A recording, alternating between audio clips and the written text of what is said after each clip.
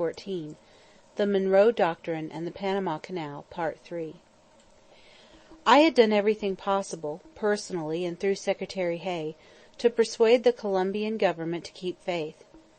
Under the Hay-Pauncefote Treaty, it was explicitly provided that the United States should build the canal, should control, police, and protect it, and keep it open to the vessels of all nations on equal terms. We had assumed the position of guarantor of the canal, including, of course, the building of the canal, and of its peaceful use by all the world. The enterprise was recognized everywhere as responding to an international need.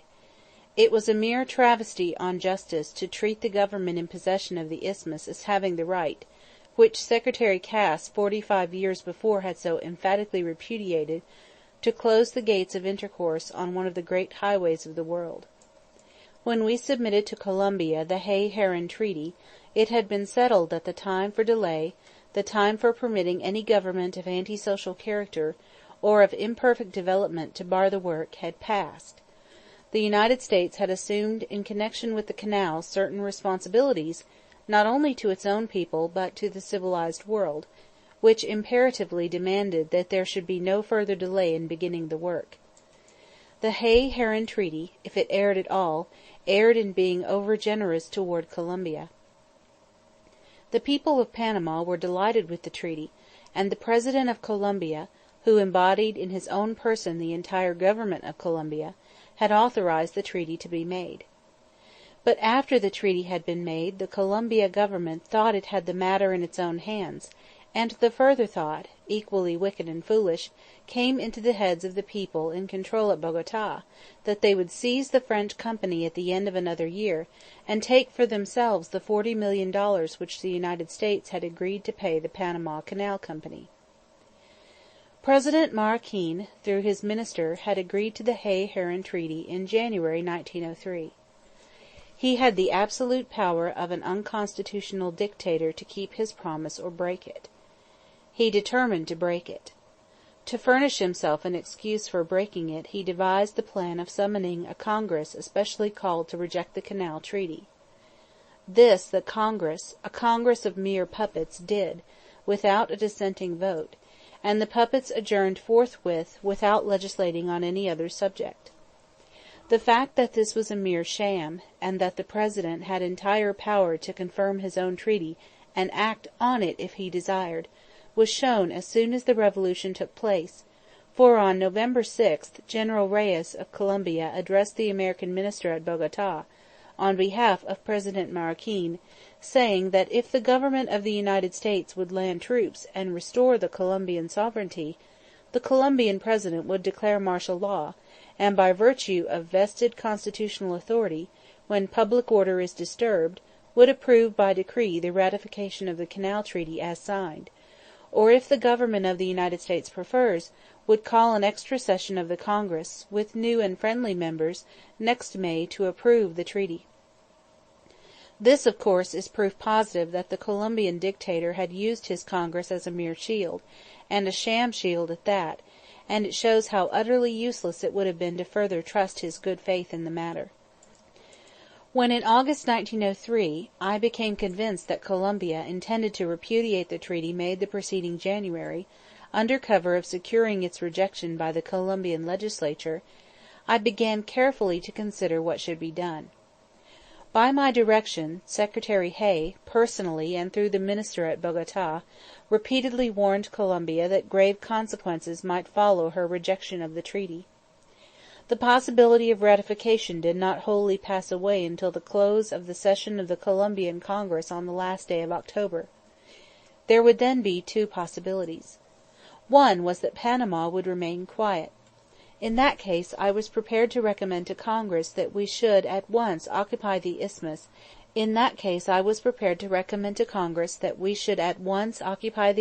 anyhow, and proceed to dig the canal, and I had drawn out a draft of my message to this effect. But from the information I received, I deemed it likely that there would be a revolution in Panama as soon as the Colombian Congress adjourned without ratifying the treaty, for the entire population of Panama felt that the immediate building of the canal was of vital concern to their well-being. Correspondents of the different newspapers on the Isthmus had sent their respective papers widely published forecasts indicating that there would be a revolution in such an event. Moreover, on October 16th, at the request of Lieutenant General Young, Captain Humphrey, and Lieutenant Murphy, 2 army officers who had returned from the Isthmus, saw me and told me that there would unquestionably be a revolution on the Isthmus, that the people were unanimous in their criticism of the Bogota government and their disgust over the failure of that government to ratify the treaty, and that the revolution would probably take place immediately after the adjournment of the Colombian Congress. They did not believe that it would be before October 20th, but they were confident that it would certainly come at the end of October or immediately afterwards, when the Colombian Congress had adjourned. Accordingly, I directed the Navy Department to station various ships within easy reach of the Isthmus, to be ready to act in the event of need arising. These ships were barely in time. On November 3rd the revolution occurred. Practically everybody on the Isthmus, including all the Colombian troops that were already stationed there, joined in the revolution, and there was no bloodshed. But on that same day 400 new Colombian troops were landed at Colon. Fortunately, the gunboat Nashville, under Commander Hubbard, reached Colon almost immediately afterwards, and when the commander of the Colombian forces threatened the lives and property of the American citizens, including women and children, in Colon, Commander Hubbard landed a few score sailors and marines to protect them. By a mixture of firmness and tact he not only prevented any assault on our citizens, but persuaded the Colombian commander to re-embark his troops for Cartagena.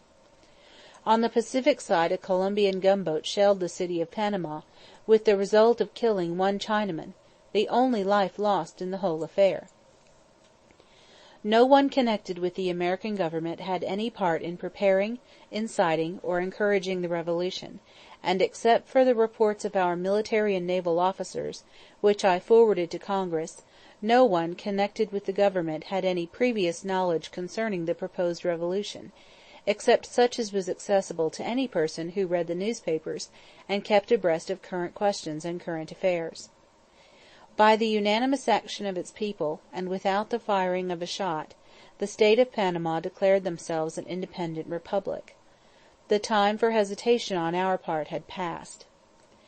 My belief then was, and the events that have occurred since have more than justified it, that from the standpoint of the United States it was imperative, not only for civil but for military reasons, that there should be the immediate establishment of easy and speedy communication by sea between the Atlantic and the Pacific. These reasons were not of convenience only, but of vital necessity, and did not admit of indefinite delay. The action of Colombia had shown not only that the delay would be indefinite, but that she intended to confiscate the property and the rights of the French Panama Canal Company.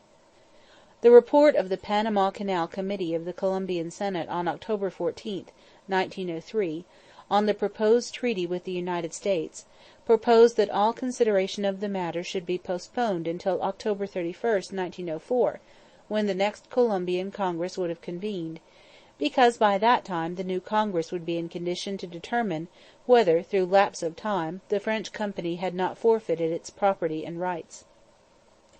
When that time arrives, the report significantly declared, the Republic, without any impediment, will be able to contract, and will be in more clear, more definite, and more advantageous possession, both legally and materially. The naked meaning of this was that Colombia proposed to wait a year, and then enforce a forfeiture of the rights and property of the French Panama Canal Company, so as to secure the $40 million our government had authorized as payment to this company. If we had sat supine, this would doubtless have meant that France would have interfered to protect the company, and we should have had on the Isthmus not the company but France, and the gravest international complications might have ensued. Every consideration of international morality and expediency, of duty to the Panama people, and of satisfaction of our own national interests and honor, bade us take immediate action. I recognized Panama forthwith on behalf of the United States, and practically all the countries of the world immediately followed suit. The State Department immediately negotiated a canal treaty with the new republic. one of the foremost men in securing the independence of Panama, and the treaty which authorized the United States forthwith to build the canal, was M. Philippe Bunau Varilla, an eminent French engineer formerly associated with de Lesseps, and then living on the isthmus. His services to civilization were notable, and deserve the fullest recognition. From the beginning to the end our course was straightforward and in absolute accord with the highest standards of international morality. Criticism of it can come only from misinformation, or else from a sentimentality which represents both mental weakness and a moral twist. To have acted otherwise than I did would have been on my part betrayal of the interests of the United States, indifference to the interests of Panama, and recreancy to the interests of the world at large. Columbia had forfeited every claim to consideration. Indeed, this is not stating the case strongly enough. She had so acted that yielding to her would have meant on our part that culpable form of weakness which stands on a level with wickedness. As for me personally, if I had hesitated to act, and had not in advance discounted the clamour of those Americans who have made a fetish of disloyalty to their country, I should have esteemed myself as deserving a place in Dante's Inferno beside the faint-hearted cleric who was guilty of il gran rifiuto. The facts I have given above are mere bald statements from the record. They show that from the beginning there had been an acceptance of our right to insist on free transit, in whatever form was best, across the isthmus, and that towards the end there had been a no less universal feeling that it was our duty to the world to provide this transit in the shape of a canal. The resolution of the Pan-American Congress was practically a mandate to this effect. Columbia was then under a one-man government, a dictatorship, founded on usurpation of absolute and irresponsible power. She eagerly pressed us to enter into an agreement with her, as long as there was any chance of our going to the alternative route through Nicaragua. When she thought we were committed, she refused to fulfil the agreement, with the avowed hope of seizing the French company's property for nothing and thereby holding us up. This was a bit of pure bandit morality. It would have achieved its purpose had I possessed as weak a moral fibre as those of my critics who announced that I ought to have confined my action to feeble scolding and temporizing until the opportunity for action passed. I did not lift my finger to incite the revolutionists. The right simile to use is totally different. I simply ceased to stamp out the different revolutionary fuses that were already burning. When Columbia committed flagrant wrong against us, I considered it no part of my duty to aid and abet her in her wrong-doing at our expense, and also at the expense of Panama, of the French company, and of the world generally. There had been 50 years of continuous bloodshed and civil strife in Panama. Because of my action, Panama has now known 10 years of such peace and prosperity as she never before saw during the 4 centuries of her existence. For in Panama, as in Cuba and Santo Domingo, it was the action of the American people, against the outcries of the professed apostles of peace, which alone brought peace. We gave to the people of Panama self-government, and freed them from subjection to alien oppressors. We did our best to get Columbia to let us treat her with a more than generous justice. We exercised patience to beyond the verge of proper forbearance. When we did act and recognize Panama, Columbia at once acknowledged her own guilt by promptly offering to do what we had demanded, and what she protested it was not in her power to do.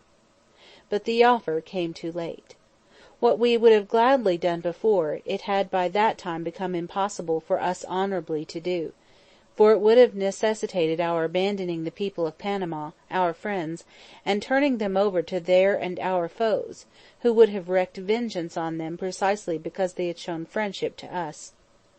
Columbia was solely responsible for her own humiliation, and she had not then, and has not now, one shadow of claim upon us, moral or legal.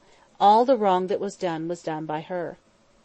If, as representing the American people, I had not acted precisely as I did, I would have been an unfaithful or incompetent representative, and inaction at that crisis would have meant not only indefinite delay in building the canal, but also practical admission on our part that we were not fit to play the part on the isthmus which we had arrogated to ourselves.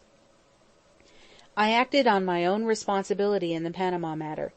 John Hay spoke of this action as follows: "The action of the President in the Panama matter is not only in the strictest accordance with the principles of justice and equity, and in line with all the best precedents of our public policy, but it was the only course he could have taken in compliance with our treaty rights and obligations." I deeply regretted, and now deeply regret, the fact that the Colombian government rendered it imperative for me to take the action I took; but I had no alternative, consistent with the full performance of my duty to my own people and to the nations of mankind. For, be it remembered, that certain other nations, Chile, for example, will probably benefit even more by our action than will the United States itself.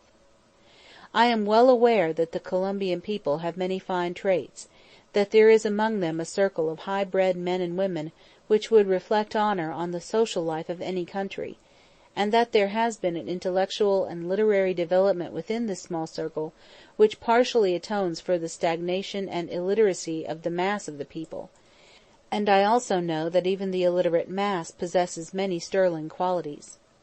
But unfortunately, in international matters, every nation must be judged by the action of its government.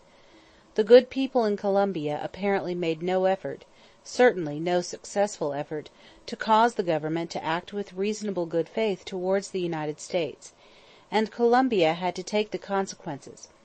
If Brazil, or the Argentine, or Chile had been in possession of the isthmus, doubtless the canal would have been built under the governmental control of the nation thus controlling the isthmus, with the hearty acquiescence of the United States and of all other powers. But in the actual fact the canal would not have been built at all save for the action I took. If men choose to say that it would have been better not to build it, than to build it as the result of such an action, their position, although foolish, is compatible with belief in their wrong-headed sincerity. But it is hypocrisy, alike odious and contemptible, for any man to say both that we ought to have built the canal, and that we ought not to have acted in the way we did. After a sufficient period of wrangling, the Senate ratified the treaty with Panama, and work on the canal was begun. The first thing that was necessary was to decide the type of canal. I summoned a board of engineering experts, foreign and native. They divided on their report. The majority of the members, including all the foreign members, approved a sea-level canal. The minority, including most of the American members, approved a lock canal. Studying these conclusions, I came to the belief that the minority was right. The two great traffic canals of the world were the Suez and the Soo. The Suez Canal is a sea-level canal, and it was the one best known to European engineers. The Soo Canal, through which an even greater volume of traffic passes every year, is a lock canal, and the American engineers were thoroughly familiar with it, whereas, in my judgment, the European engineers had failed to pay proper heed to the lessons taught by its operation and management. Moreover, the engineers who were to do the work at Panama all favoured a lock canal. I came to the conclusion that a sea-level canal would be slightly less exposed to damage in the event of war, that the running expenses, apart from the heavy cost of interest on the amount necessary to build it, would be less, and that for small ships the time of transit would be less. But I also came to the conclusion that the lock canal, at the proposed level, would only cost about half as much to build, and would be built in half the time, with much less risk, that for large ships the transit would be quicker, and that taking into account the interest saved, the cost of maintenance would be less. Accordingly, I recommended to Congress, on February 19, 1906, that a lock canal should be built, and my recommendation was adopted. Congress insisted upon having it built by a commission of several men. I tried faithfully to get good work out of the commission, and found it quite impossible, for a many-headed commission is an extremely poor executive instrument. At last I put Colonel Goethals in as head of the commission. Then, when Congress still refused to make the commission single-headed, I solved the difficulty by an executive order of January 6, 1908, which practically accomplished the object by enlarging the powers of the chairman, making all the other members of the commission dependent upon him, and thereby placing the work under one-man control. Dr. Gorgas had already performed an inestimable service by caring for the sanitary conditions so thoroughly as to make the isthmus as safe as a health resort. Colonel Goethals proved to be the man of all others to do the job. It would be impossible to overstate what he has done. It is the greatest task of any kind that any man in the world has accomplished during the years that Colonel Goethals has been at work. It is the greatest task of its kind that has ever been performed in the world at all. Colonel Goethals has succeeded in instilling into the men under him a spirit which elsewhere has been found only in a few victorious armies. It is proper and appropriate that, like the soldiers of such armies, they should receive medals which are allotted to each man who has served for a sufficient length of time. A finer body of men has never been gathered by any nation than the men who have done the work of building the Panama Canal. The conditions under which they have lived and have done their work have been better than in any similar work ever undertaken in the tropics. They have all felt an eager pride in their work, and they have made, not only America, but the whole world their debtors by what they have accomplished. Appendix. Columbia, the proposed message to Congress. The rough draft of the message I had proposed to send Congress ran as follows. The Colombian government, through its representative here, and directly in communication with our representative at Columbia, has refused to come to any agreement with us, and has delayed action so as to make it evident that it intends to make extortionate and improper terms with us. The Isthmian Canal Bill was, of course, passed upon the assumption that whatever route was used, the benefit to the particular section of the isthmus through which it passed would be so great that the country controlling this part would be eager to facilitate the building of the canal. It is out of the question to submit to extortion on the part of a beneficiary of the scheme. All the labour, all the expense, all the risk are to be assumed by us and the skill shown by us. Those controlling the ground through which the canal is to be put are wholly incapable of building it. Yet the interest of international commerce generally and the interest of this country generally demands that the canal should be begun with no needless delay. The refusal of Columbia properly to respond to our sincere and earnest efforts to come to an agreement, or to pay heed to the many concessions we have made, renders it, in my judgment, necessary that the United States should take immediate action on one of two lines. Either we should drop the Panama Canal project and immediately begin work on the Nicaraguan Canal, or else we should purchase all the rights of the French company, and without any further parley with Columbia, enter upon the completion of the canal which the French company has begun. I feel that the latter course is the one demanded by the interests of this nation, and therefore I bring the matter to your attention for such action in the premises as you may deem wise. If in your judgment it is better not to take such action, then I shall proceed at once with the Nicaraguan Canal. The reason that I advocate the action above outlined in regard to the Panama Canal is, in the first place, the strong testimony of the experts that this route is the most feasible, and in the next place, the impropriety from an international standpoint of permitting such conduct as that to which Columbia seems to incline. The testimony of the experts is very strong, not only that the Panama route is feasible, but that in the Nicaragua route we may encounter some unpleasant surprises, and that it is far more difficult to forecast the result with any certainty as regards this latter route. As for Columbia's attitude, it is incomprehensible upon any theory of desire to see the canal built upon the basis of mutual advantage, alike to those building it and to Columbia herself. All we desire to do is to take up the work begun by the French government and to finish it. Obviously, it is Columbia's duty to help towards such a completion. We are most anxious to come to an agreement with her, in which most scrupulous care should be taken to guard her interests and ours. But we cannot consent to permit her to block the performance of the work, which it is so greatly to our interest immediately to begin and carry through. Shortly after this rough draft was dictated the Panama Revolution came, and I never thought of the rough draft again until I was accused of having instigated the revolution. This accusation is preposterous in the eyes of any one who knows the actual conditions at Panama. Only the menace of action by us in the interest of Columbia kept down revolution. As soon as Columbia's own conduct removed such menace, all check on the various revolutionary movements, there were at least 3, from entirely separate sources, ceased, and then an explosion was inevitable, for the French company knew that all their property would be confiscated if Columbia put through her plans, and the entire people of Panama felt that if in disgust with Columbia's extortions the United States turned to Nicaragua, they, the people of Panama, would be ruined.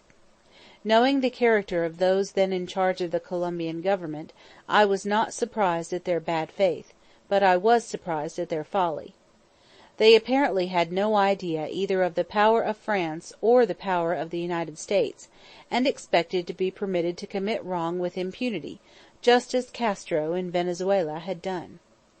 The difference was that, unless we acted in self-defense, Colombia had it in her power to do us serious harm, and Venezuela did not have such power. Colombia's wrongdoing, therefore, recoiled on her own head. There was no new lesson taught. It ought already to have been known to every one that wickedness, weakness, and folly combined rarely fail to meet punishment, and that the intent to do wrong, when joined to the inability to carry the evil purpose to a successful conclusion, inevitably reacts on the wrongdoer. For the full history of the acquisition and building of the canal, see The Panama Gateway, by Joseph Buckland Bishop, Scribner's Sons. Mr. Bishop has been for 8 years Secretary of the Commission, and is one of the most efficient of the many efficient men to whose work on the Isthmus America owes so much.